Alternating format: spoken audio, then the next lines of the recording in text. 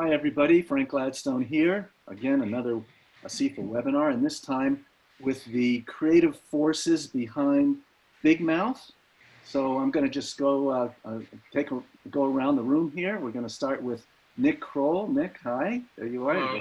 They're all executive producers. I might ask them what that means. Andrew Goldberg, there you are. Hello. Hi. Mark Levin. Hi. And the brains of the outfit, Jennifer Flackett. So there you go. Wow. So we're what I usually do with these is I'll ask a couple of questions kind of to start, and then we'll start getting questions from the audience. You don't have to look at those. I'll get them, and you may see me do this, and it means I'm looking at a question coming up. So my question, which is hopefully one that you may have gotten before, is why animation? How did that start? And I'll take it from any of you guys that wants to answer. Well, we knew about 4 or 5 years ago that there would be a pandemic that was going to take over society, and that animation would be one of the few forms of entertainment that would be able to fight through this particular moment in our human history. We're evil geniuses. Yes. Yeah. No, we, I think, you know, I mean, I guess I'll start just by saying, I mean, Andrew has a long history in animation. He worked at Family Guy, was a writer and producer there for many, many years. And so he has much more of a long history in it than I think Mark or Jen or I have. I've done voices in animation, but never produced or written it. That was sort of the initial. I mean, he's really has been the guiding force in that. But they came to me with the idea for the show about puberty, about two boys going through puberty based on me and Andrew's life. We grew up together. We've been best friends since we were in middle school. But it felt like animation would be a great medium to talk about puberty in a way that it's hard to talk about if it was real kids, live action. For any number of reasons. And then on top of that, the introduction of things like the hormone monsters added the fantastical element to telling these stories that are so important to understanding what kids are feeling and experiencing at that moment in their lives, which really allowed us to really explore those subjects and that subject matter much more deeply by having it be animated. Also, for Nick's talent and skill set, it's so great for him because he can play 20, 30 characters so far over the course of several seasons, including 4 or 5 of the main characters. And Nick is so great at building these characters and can voice 2 people in the same scene without you feeling like it's the same person, which is really nice. And he can do that without spending hours in makeup. Yes. Yes. Truly. He's not wearing pants right now. Yeah. Sorry, what did you say, Jen? He's not wearing pants right now either. Yeah. I was going to ask that. You guys That's another pandemic thing. No more pants. So now, because it is dealing with these very deep subjects that we all have gone through at some point or another as we get older, and it's a show that's not for the age range of the kids who are in the show. It's a show for older people to deal with. Do you have like experts and sociologists and sexologists who you consult with? Or is it actually, Yeah. we do. Shafia Zaloom, who's an incredible sex ed teacher up in the Bay Area, has joined us a bunch of times, and sometimes she'll join us she teaches at high school, and sometimes she'll join us with her students too, which is always amazing to kind of bounce our ideas off of them. And like, we're thinking of doing a show about this. Have you guys had an experience with we want to do a show about body hair. What do you guys think? And you can always tell. They'll talk about body hair too to us, and they'll be like, or kind of people ranking each other at school. Like that was so potent to them, so that gave us the idea of telling a story about kids ranking. Yeah, and Peggy Orenstein, who's written a couple of really great books about girls and sex and boys and sex, has come to our office. We've had experts come in to talk to us about anxiety, and really, you know, we do lean on that a lot, especially as we're kind of figuring out what our episodes are thematically. Oh, go ahead, Mark. Sorry. I was just saying we've also had young people who are closer to the age of our characters, come in and talk and just talk about what life is like today, going through puberty today, and what are the things that drive them, or just giving us the opportunity, and our own children actually, when in the first season or two, they came in and were a little bit of experts on what they were going through, because they were right around the age of the characters. And we also, in season 2, a lot of the show, we spent a lot of time talking about shame, and based a lot of it on the work of Brene Brown, who's obviously grown in stature in the last few years, but her TED Talk on shame was a deep well of information for us. It's both, I think, the desire for us to get it right because we want to be responsible as we talk about all these things, but also anytime we have an expert come in, we've had like therapists to come in and talk about, you know, anxiety, how to deal with that kind of stuff. Not only do they help us try to get it right so that we're talking about it in a responsible way, but we end up getting a ton of stories and breaking ideas for the show, which is, I think I didn't realize how much we would end up using their information to help us build stories and characters around. That's really interesting. Well, here's another question as people are starting to write in. Here's one. What do you hear from the various age groups about the show? I'm a little older. So you have boomers, and then you have Gen Xers and millennials. Do you get like different reactions from, this is not your grandfather's Bullwinkle. This is something different. So do you get reactions like that? And we get reactions from a whole range of audience members, but we mostly we hear from older people. I wish I had a show like that when I was growing up. I feel like that's a major thing that we hear from people, and then, you know, they'll always say to us, like, do you feel like my son can watch this show? That's a big question. I'm like, well, you watch the show and you decide. But you know, we always say, like, if you've gone through puberty, you can or are going through. Or are going through. Yeah. I'm a minor celebrity with the 6th graders at my kid's school. Really, 6th graders? Is that? Yeah, the cool 6th graders. Oh, yes. You know, the ones whose approval I really crave. Yeah, exactly. But yeah, I think one thing that I experienced right after season 1, but then have gone on to continue to experience, is like I was at my nephew's bar mitzvah, and he and his friends came up to me and had been watching the show, which we didn't know whether kids, younger people, would watch the show because we really made it kind of for ourselves and our peers to enjoy and watch. But then we realized kids were watching it. But then I had a lot of their parents coming up to me as well and being like, you know, this is actually, we don't necessarily watch it in the same room together, but we watch it and they watch it. And it actually gives us sort of a platform and vocabulary to have some harder conversations, like, you know, people being like, you know, like we have a depression kitty, and it's been really helpful to be like, my daughter being like, yeah, the depression kitty's with me a lot this week, or my hormone monster made me do that, or whatever it is. Like, it ends up being useful platform to help talk about this stuff. Well, and we also hear from people, oh my God, you guys will do anything.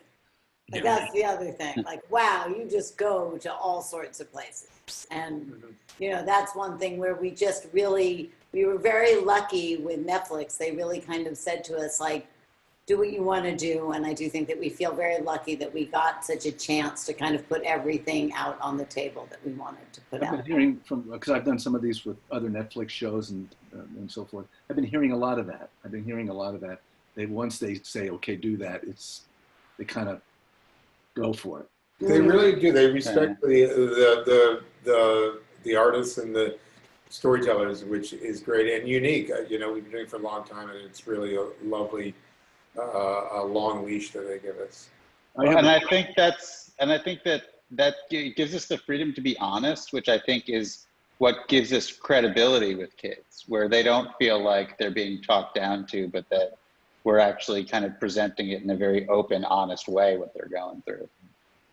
Well, I've got a question here, and I'm going to preface it in the show that we're kind of talking about, that the group is seeing, to do the exposition of the show. Your music guy had to kind of do a tune that kind of set the talked about the old movie. Yeah. So we could do them, and that was kind of hard to do. But the question I got from one of our members is, which song in the special was the most challenging to write? Was it that one, or was it another? Oh, in the Valentine special, is that the question? This is the Or is it Disclosure? Disclosure. Oh, Disclosure. Oh, Yeah. I mean, our songs are all written by our composer, Mark Rivers, who's so super talented, so funny, and a great musician and a great writer too. And you know, it's funny with songs. We were actually talking to this morning about a new one where, some just come right away, and some take a couple versions, and oftentimes that's our fault because we're not totally positive what we want. In Disclosure, I feel like they all came pretty quickly to him. Yeah. Even the opening number. The opening number was probably the most complex, actually, because we did want to set the tone. We wanted to tell the story about the original movie, and we wanted to set up our point of view in that movie too, and do an audition sequence. And so it was inspired in some ways by the beginning of Chorus Line, where they were singing about, "I hope I get it, I hope I get it. How many people does he need?" And they were singing that, and that. But there were a lot of balls to juggle with that opening number. But again, Mark really knocked it out of the park. So I've done a little research on besides watching the show. I understand that it started off as kind of a placeholder gag. Is that right, Nick? Where you said, let's do that because you and Andrew have some fatal attraction to this particular picture. Well, Andrew and I came of age in the 90s, really, and really, I mean, like 91, we were 13, and that early 90s, late 80s and early 90s era of psychosexual thrillers, specifically the Michael Douglas era of movies when he was too sexy for his own safety, with Fatal Attraction and Basic Instinct, and then Disclosure, the least impactful of that triptych. But he really, so we watched those movies, and Demi Moore at that point Demi Moore was important, I think, for both of our early sexual awakenings. Does she know? You told her? You know what? I have met her a few times, and I don't think I've ever taken the time to tell her that. It's a hard thing to broach. Yes, and so we were kind of, as we were cracking, it was a two kind of headed beast in figuring out this episode, which was, one, we wanted to do, and it's really kind of how we in general try to figure out episodes of the show, which is we usually have a thematic thing that we want to talk about, which in this case was sort of sexual harassment and sexual awakening in the case of Missy, and really embracing her new sort of found sexuality, but also the idea of sexual harassment both in the workplace and in a school setting. We wrote this, season 3 was the first season that we wrote after Me Too, and it was obviously very much at the forefront of our minds as we were writing this season. So we both wanted, but we also wanted to do a musical. Like, we wanted to have an episode, because kids in 7th, 8th grade are always kind of doing musicals. So it's like, how do we have a musical that also talks about sexual harassment? And I was like, well, this is the bad example, but like, it should be like the movie Disclosure. And everyone was like, Disclosure the musical, yeah, Disclosure the musical. Disclosure, the movie, the musical, and then we were like, all right, well, let's figure out the real movie that we're gonna do. And then we tried everything, and nothing could hold a candle to the real thing. Disclosure. That's pretty funny.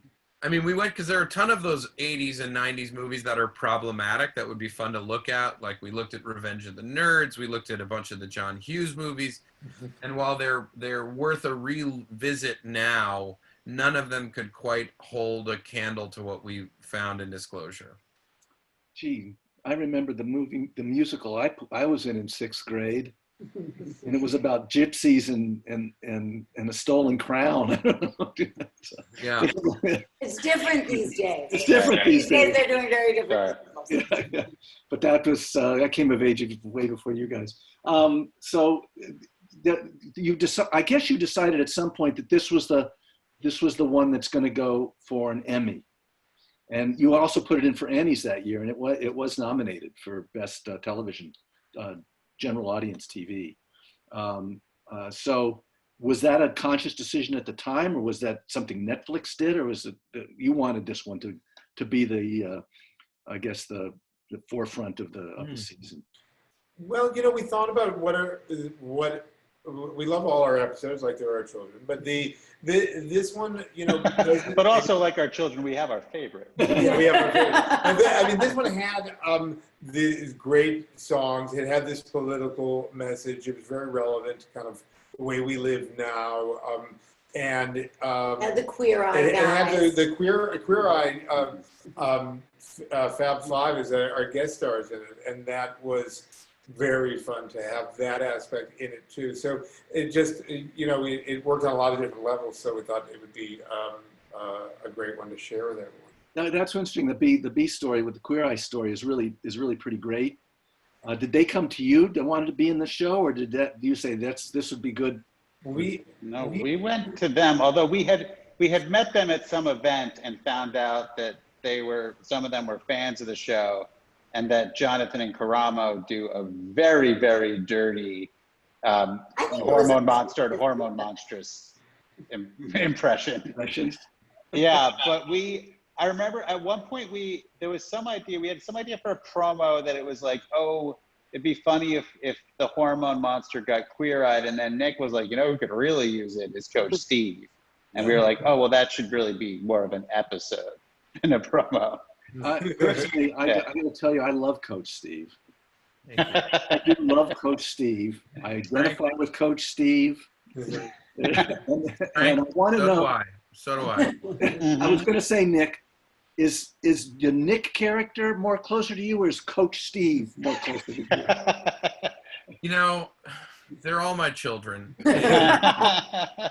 All 30 of them? I identify with all of them. I mean, what's weird is that, Nick is by far, this is the most autobiographical, I mean, literally autobiographical thing I've done in my career. And it has opened me up in a way to be more honest about myself, and forthright and forthcoming in all my art. Really, Big Mouth has inspired that out of me. But weirdly, improvising as Coach Steve and as Lola, and really honestly as Maury, like all of those things are easier for me to improvise as almost than myself.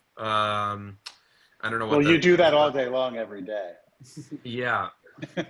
Or maybe I just have a stronger connection to a hormone monster, a parentless girl, or the stupidest man on earth. I feel a stronger connection to those people than I do to my own self. Yeah, that's pretty good. That's pretty good. The animation's done. You work with Titmouse. Yeah. And Chris and those guys over there. Now, I was wondering, because the people that are in Asifa, the people who this is being addressed to, are all about how things get done and all those kind of things. So I know you work with the local studio. Titmouse also has studios in New York and Vancouver now. Is most of the work done here, or is most of the work done, or is it all over the place? Our work is almost all done here. All our Titmouse work is done in Los Angeles, pretty much. And we actually have a character designer who lives in northern Michigan, actually, who does a lot of the character design for us. But everything is done here, and then we ship after we've done the design and the boards and the animatics all out of Los Angeles. We ship to 2 Korean studios as well. But yeah, it's mostly Titmouse LA. But then we also have a compositing department in-house too. So we do some animation in-house in post-production. So we have that middle part where we ship overseas, but yeah, most of it's done right here in LA. Yeah. We used to all be in the same building. And that was great. We really missed that. Yeah. You mean you were in the same building with the guys at Titmouse? Yeah.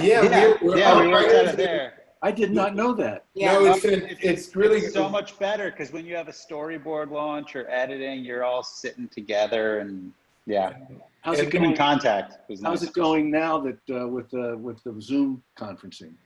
You know, we're making it work, but it's hard. It's hard. I mean, we do miss that close contact of being able to bounce into each other's office, obviously, all the time. And you know, we're now finishing the animatics of episodes that were just written and recorded entirely in quarantine. And I'm impressed with how well we're able to adapt and keep going. You know, we finished the Big Mouth season that we're working on now just 2 weeks later than we intended to when quarantine started. So we're finding a way, but we do miss kind of the camaraderie that comes from all being in the same space. Yeah, our crew has been incredible and innovative and really figuring out how to do things at home. Editors figuring out how to work without the servers at work. You know, the recording of audio has been an incredible project that Mark keeps him up at night and me a little bit too, but we're figured out. We've seen the inside of a lot of different closets of a lot of different actors the last few months. That's pretty interesting. I'm glad that you're able to do it. Animation, as Nick you said early on in this little session, animation has done okay during this because we don't have rain days and we don't, you know, we can do a love scene in animation. You can't do that right now, or not very well. And like 6 feet apart, it's pretty hard. So I do, and I did want to bring up one other thing I noticed in the project we've been looking at, that the sweetest part for me was they're talking all about these things and all these things are coming up, but when it comes to them kissing, that's the thing that's the most difficult to do, and we probably all remember that first one that we had to do, or eventually came across, and I thought that was really, really kind of really sweet, and I think that's part of the show, actually. Well, thank you. I'm still waiting to have that first kiss, and so I'm really excited to see what that's like in real life. It was good for me to see it happen in animation. Very kiss first. Yeah. No, again, the show is, you know, obviously, like, the show is, as understandably, because we're the ones who make it, it's really can be quite dirty, but it's really ultimately we work really hard at making sure that it's really also very sweet and true to that era of how big a kiss could be, and like how crushing it can feel if your friend is kissing the girl that you like, and all that stuff that like feels like such a big part of middle school, and the stakes feel so high, and we really kind of try to focus as much as possible on those things as well, you know. I have a question here from Miranda. She said Miranda with a smiley face. I want to ask all of you, Sounds nice. one of those round robin questions. What is the most challenging part of doing the show? And I know we've kind of bumped on that, but what is your individual most challenging part of doing the show? You know, it's challenging and really rewarding, but it's kind of dealing with trying to be relevant now dealing with the issues that really impact the world now, and the world is changing even as we write. So and there's a long lead time in animation. I know sometimes in South Park they do it in such a way that it can be they can be reactive to things that are going on in a week's time. But we're writing and sharing a year and a half out, and we are just trying to be honest and relevant, and also keep up with how quickly everything's changing in the world, you know? Mm-hmm.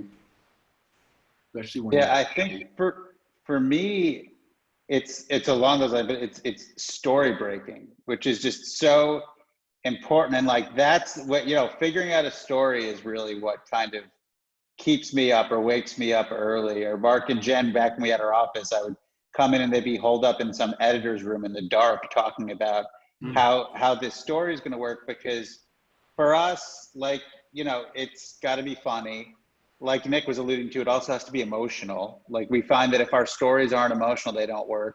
And then the other thing we want it to be uniquely animated. We want it to take advantage of the medium. We say we want our animation moments, is kind of what we call it, and making sure that we're taking advantage of the animation to make it funny and make it emotional.